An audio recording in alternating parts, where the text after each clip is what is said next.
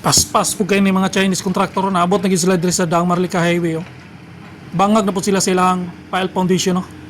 Walo daw ni kabok. Oh. Paspas kayo. Butangan sunod kuan ani butangan ani concrete column. Grabe ka paspas. Tulay ni padung samal no. May buntag sa itong mga viewers no, subscribers. So nakabalik kita diri sa may gitawag na is IDC Connector Bridge no. Davao to Samal Bridge. So nakita na to sa pagkakaroon rain or shine gini sila. Yan na sila diri banda sa may Daang Marlica. Lisada Street ni diri no. Yan diri bukana kanailang gikubkob dia padulong na dito sa may north. Naabot ni sila diri maguni mahiwalay no. Sa panakan kanang tulaya dia. Nya paminaw nako diri banda Buspikas magbangag po na sila diri postipod mga foundation no. So ato ta sa unahan ginod ta diri kay di ta pwede mo disturbo dia. Diri banda kinilang poste diri na concrete column. Manhuma na gyud. So pipilahay na lang ka poste ang wala no dito sa unahan na lang. Atong adtuon dito. Kay diri banda murag pahumanay naman po diri. So magsugod na gini sila og butag pair no diri oh. Mao man ning last na tong update, wala pa man kay ni na porma. Karon wala na porma na. Pantay na tanan. Nya nindot ta kay no. Manhuman na gyud diri banda mo nang nanapod sila dito sa may kalsada gyud. Nga kini atong gigian mo gitawag og Lisada Street so wala nakabalo no. Lisada Street na dia. So unahan agi po ta rito kay prani diri oh. Ulan-ulan gyud no. Rain or shine ilang trabaho diri. Walay paltos.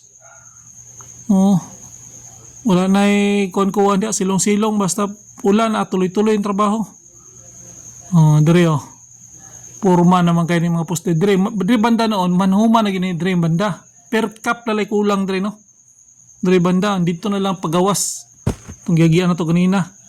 So diri na porsyon niya dito po sa may dagat na. Kay diri oh. Mao ni pinakahuli na poste. So manani per cap na po dilang tirahon. Diri oh. Beach club ni. Beach club ni no. Wala na kay development diri kay murag per cap na po ng tirahon diri. Diri banda oh. Wala naman kay ni diri. Dito sa dagat naman. Magpaabot na lang po tayo og kanus sila mutira dig per cap no. Manaman diri. Dito sa unahan na po itong may bandang dagat na. Kita pwede mo solo dito kay kuha na to balik na ta no. Diri oh magiya na to. Mao na ni pinakalas na poste na atong nakita no pinakamubo. So mao na ni yung pinakalas na poste kay mao naman lang na naipurma dia. Yung human dito na po sila sa may Daang Marlica Highway. Highway na no dito na ilang development bangag na sila dito.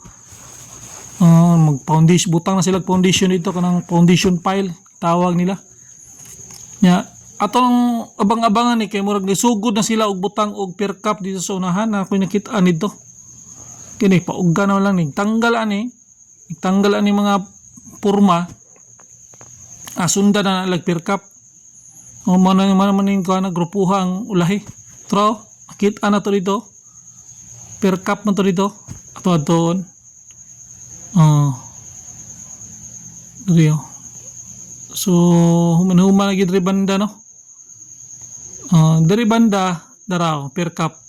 Maghiwalay na ni diri murag diri na ni maghiwalay ang tulay no. Buo na dia niya maghiwalay ba padong og south, padong pug north. So murag diri na. Nakoy nakitaan dito sa tulay. Nahingana pong gihimo no. Tingagan ni ko wala gidugtong ang per cap no. So ang per cap ani maghiwalay na sila diri banda. Ay nakita na ko sa video sa DPWH na naghiwalay naman.